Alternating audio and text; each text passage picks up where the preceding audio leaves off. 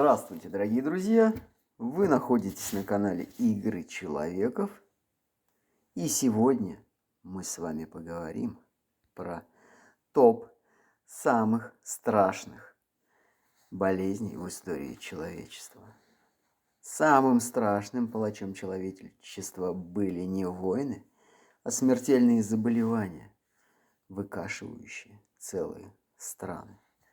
Будь то черная смерть в Европе XIV века или лихорадка Эбола в современной Африке.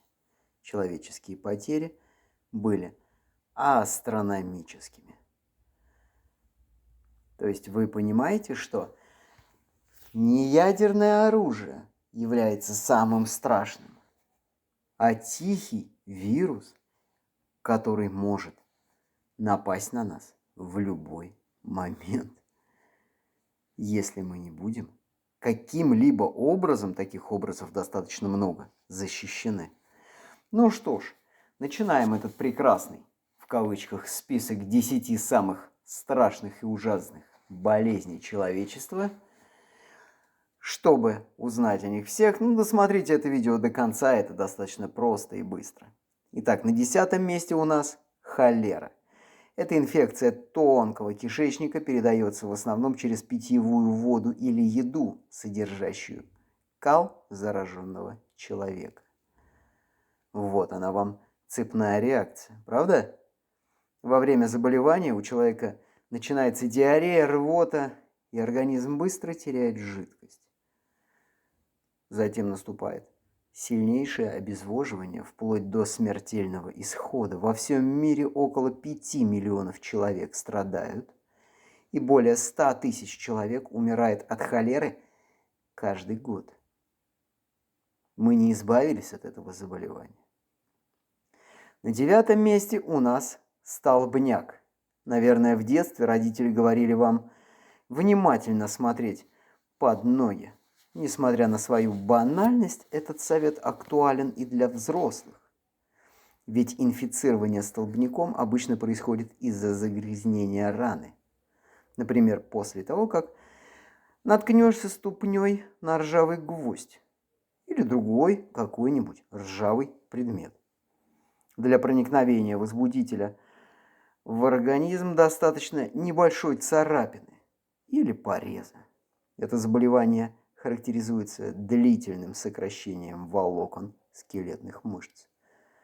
Звучит не очень страшно, однако по мере прогрессирования инфекции мышечные спазмы развиваются в судорожные сокращения жевательных мышц. Рот не открывается и растягивается в подобие сардонической улыбки. А через некоторое время нарушаются функции дыхания и кровообращения, после чего человек умирает от асфиксии, остановки дыхания. Даже в развитых странах смертность от столбняка достигает от 17 до 25%, а у невакцинированных людей в 80% случаев. 8-е место в нашем, опять же в кавычках, волшебном списке – полиомиелит. Если вы выступаете против вакцинации детей, то посмотрите это фото. Одной из самых страшных болезней в мире. Возможно, ваше мнение изменится. В 1940-50-х годах 20 века, до начала массовой вакцинации, полиомиелит был самой страшной детской болезнью и часто приводил к смертельному исходу. Приблизительно у 72% людей, вы только задумайтесь, которые заразились полиомиелитом, нет никаких симптомов. У 25% появляются симптомы гриппа, например, боль в горле, лихорадка, усталость, головная боль, тошнота, боль в животе. И в течение недели или двух после заражения у небольшой части этих людей развиваются более серьезные симптомы, такие как парестезия, жжение или колющая боль в конечностях, менингит, инфекция головного и спинного мозга, слабость конечностей и паралич. Это может привести к постоянной инвалидности и смерти. если поражены дыхательные мышцы. Ужас. А слово-то какое приятное. Вроде бы. Итак, на 7-м месте у нас натуральная черная оспа. После кампании вакцинации в 20 веке оспа стала одной из 2 инфекционных болезней, которые были объявлены полностью ликвидированными. Другая – чума крупного рогатого скота. Однако до вакцинации она унесла, по разным данным, от 300 до 500 миллионов жизней. И это только в 20 веке. Задумайтесь. Картина заболевания выглядит просто ужасно. Сначала больного лихорадит, мучает рвота и головная боль. Затем тело покрывается сыпью, причем поражена не только кожа, но и внутренние слизистые оболочки прямой кишки, носа, гортани, трахеи, мочеиспускательного канала и так далее. Вскоре оспины превращаются в эрозию. До изобретения вакцины смертность от оспы составляла около 40%, а по некоторым данным и до 90%. Последний зафиксированный случай смерти от оспы произошел в Великобритании в 1978 году. Причем тогда вариола, это медицинское название оспы, считалась полностью побежденной. Как мы с вами видим, нет, нет и еще раз нет. На 6-м месте у нас лепра, проказа. Болезнь, которая упоминалась еще в Ветхом Завете, имеет длительный инкубационный период от 2 до 3 лет, и симптомы обычно начинаются с онемения или потери чувствительности в определенной области кожи. Первоначально одна из самых страшных болезней в мире считалась проклятием или наказанием от Бога. Страдающие проказой подвергались изгнанию из поселения и были вынуждены носить специальную одежду или звонить в колокольчики, чтобы предупредить здоровых людей о своем приближении. Симптомы проказы варьируются от человека к человеку и имеют тенденцию прогрессировать со временем, начиная от легких, гипопигментированных поражений кожи до слепоты, деформаций и серьезного обезображивания лица. В настоящее время проказа поддается лечению и считается одной из самых редких болезней в мире. Но она есть. На 5-м месте у нас эбола. Среди самых страшных болезней человека самой загадочной, пожалуй, является лихорадка эбола. Это тяжелое, часто смертельное заболевание, смертность от которого в среднем составляет 50%. Эбола была впервые обнаружена в 1976 году и считается, что ее резервуарами были летучие мыши. Где-то я уже это слышал. Вирус легко распространяется от животных к людям и быстро передается от человека к человеку. Прямой контакт через поврежденную кожу или слизистые оболочки с инфицированным человеком, животным или с такими предметами, как загрязненные иглы и шприцы, является наиболее распространенным способом распространения лихорадки Эбола. Симптомы могут проявиться через 2, а могут через 21 день. В среднем через 8-10 дней после воздействия вируса и включают лихорадку, сильнейшую головную боль, мышечные боли и слабость, диарею, рвоту, кровотечение и кровоподтеки, а также смерть. Оставшиеся в живых вырабатывают антитела, которые защищают их от дальнейшей инфекции в течение, по крайней мере, 10 лет. Наиболее сильная вспышка лихорадки Эбола в новейшей истории произошла в период с 2014 по 2016 год, преимущественно в Гвинее, Сьерра-Леоне и Либерии. Число зараженных достигло 28 616 человек, а умерших 11 310. И это, друзья мои, 21 век. Да?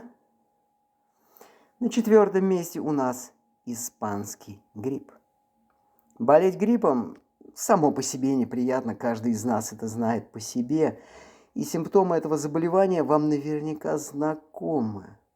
Но могут ли сотни тысяч людей умереть от гриппа? К сожалению, могут.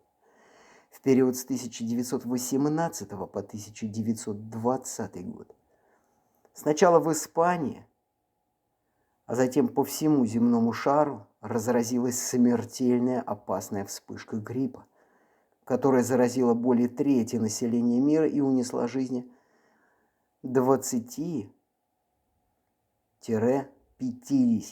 миллионов человек. Из 500 миллионов человек, инфицированных во время пандемии 1918 года, уровень смертности был оценен в 10-20%. Это ужас, друзья мои. Пандемия испанского гриппа 1918 года существенно отличалась от других вспышек гриппа. Там, где грипп всегда ранее убивал несовершеннолетних и пожилых или уже ослабленных пациентов, он начал истреблять выносливых и совершенно здоровых молодых людей, оставляя детей и людей со слабой иммунной системой живыми.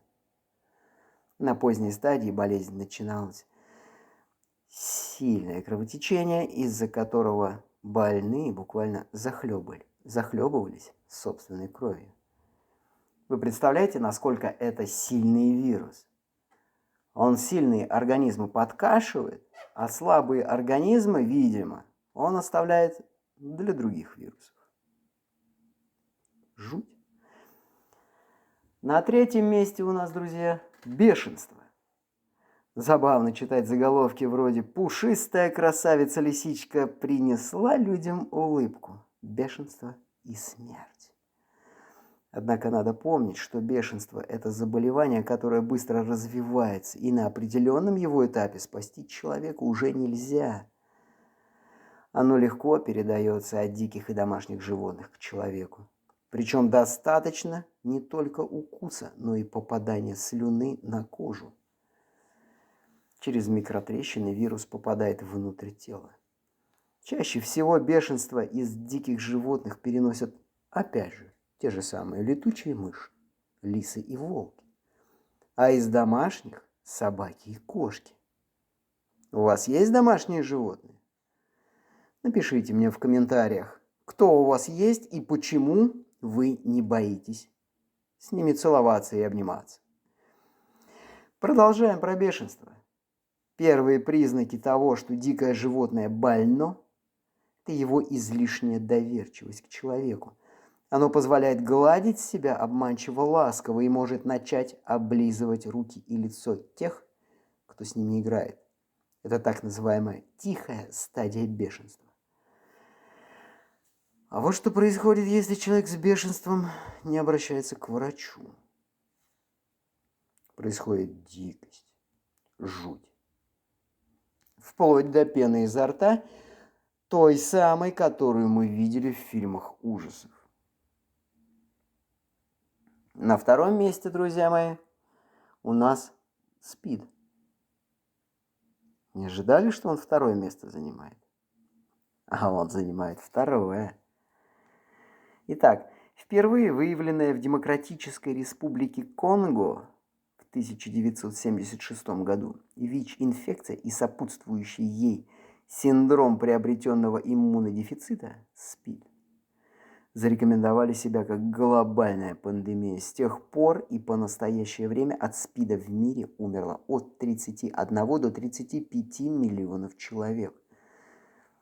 И подавляющее большинство людей с ВИЧ-инфекцией проживают в странах Африки, к югу от Сахары, где инфицировано 5% населения или около 21 миллиона человек. Медики разработали новые методы лечения, которые делают ВИЧ гораздо более управляемым, и многие из инфицированных продолжают вести продуктивную и долгую жизнь.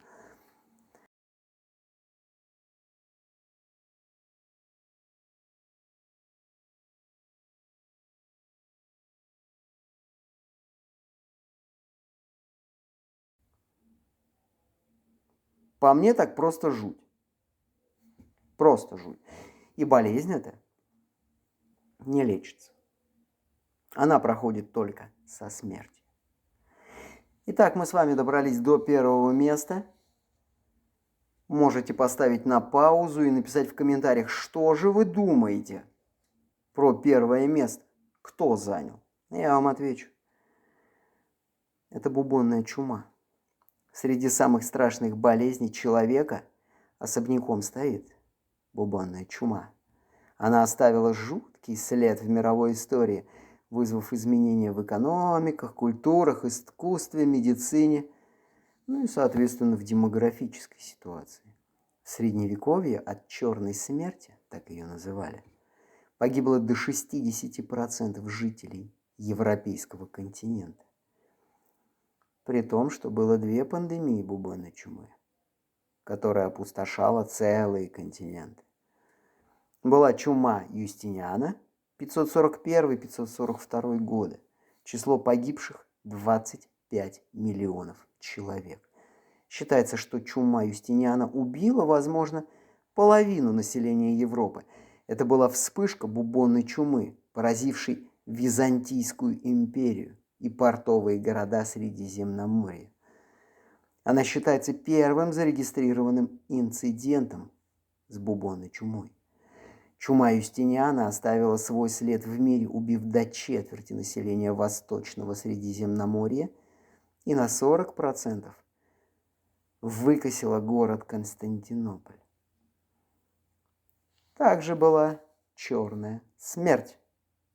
В 1346-1353 годах число погибших от 75 до 200 миллионов человек. Эта вспышка чумы поразила Европу, Африку и Азию. Считается, что чума возникла в Азии. И, скорее всего, начала путешествовать, в кавычках, по континентам непосредственно, через блох, живущих на крысах, которые во множестве обитали на торговых судах. Порты, являвшиеся в то время крупными городскими центрами, были идеальной почвой для размножения крыс и блох, и поэтому коварная бактерия процветала, опустошая 3 континента на своем пути. Как мы с вами можем видеть, дорогие друзья, вот эти топ-10 болезней, они никуда не делись, они здесь, где-то рядом. И поэтому стоит очень-очень внимательно смотреть на свое окружение. И не надо меня пугать насморками. Не надо. Насморк. Это мелочи. А вот эти топ-10, вот это жуть. Подписывайтесь на канал, оставляйте пару комментариев, рекомендуйте это видео друзьям. Ну и, конечно же, будьте предельно аккуратны и осторожны. А я желаю вам здоровья, счастья и процветания. Мы не прощаемся. Пока-пока.